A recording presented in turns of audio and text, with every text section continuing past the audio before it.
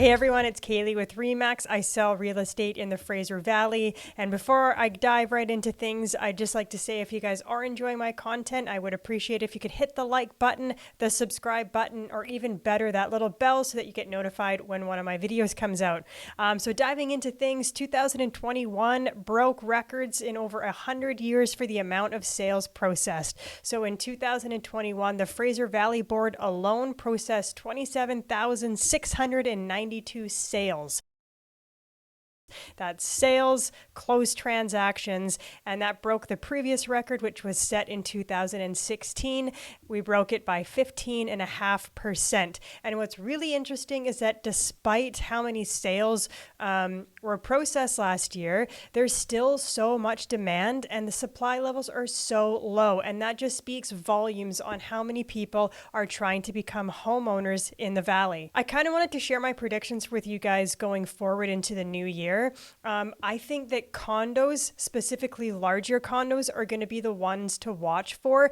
And the reason being is because when we look at the price gap, the difference between a detached home and a townhome in the Fraser Valley, it's become quite large. Average benchmark for the Fraser Valley for detached is $1.5 million. The next option is a townhome for families that want to stay in the area, and the benchmark for a townhome is $765,000. The difference between a townhome and a detached is quite large.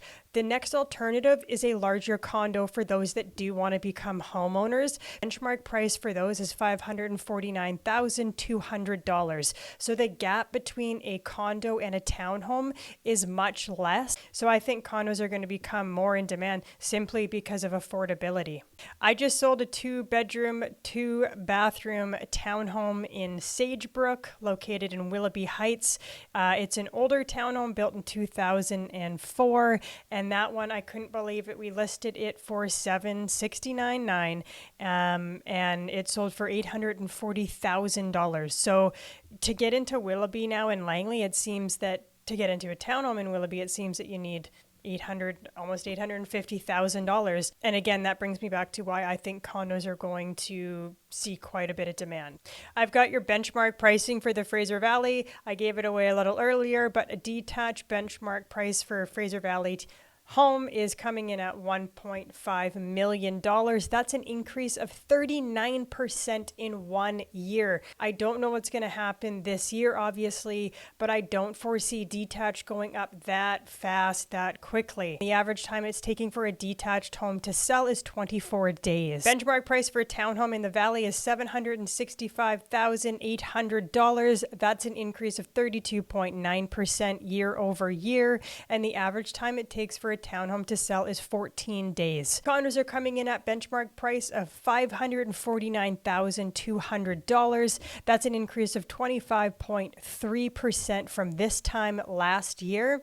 And the average time it's taking for a condo to sell in the valley is 20 days. What's interesting too is looking at all level of homes, be it detached, townhome, or condo, we're all over 100% sales to active ratio, which I have never seen. I'll remind you that anything over 20% of sales to active ratio is considered a seller's market. So to be at that high is insane to me. So for example, townhomes have a 216% sales to active ratio, which means in the month of December alone, if I had 100 townhomes on the market, 216 would have sold. Obviously, 116 are pullover from the previous month, but that's just showing you how fast the market's eating up supply. Like as soon as something hits, it's gone. And I foresee that to be the case going into 2022. Price points are going to stay high, and I know interest rates are set to increase, but even so, it's not going to slow down the market to the amount that we need it to.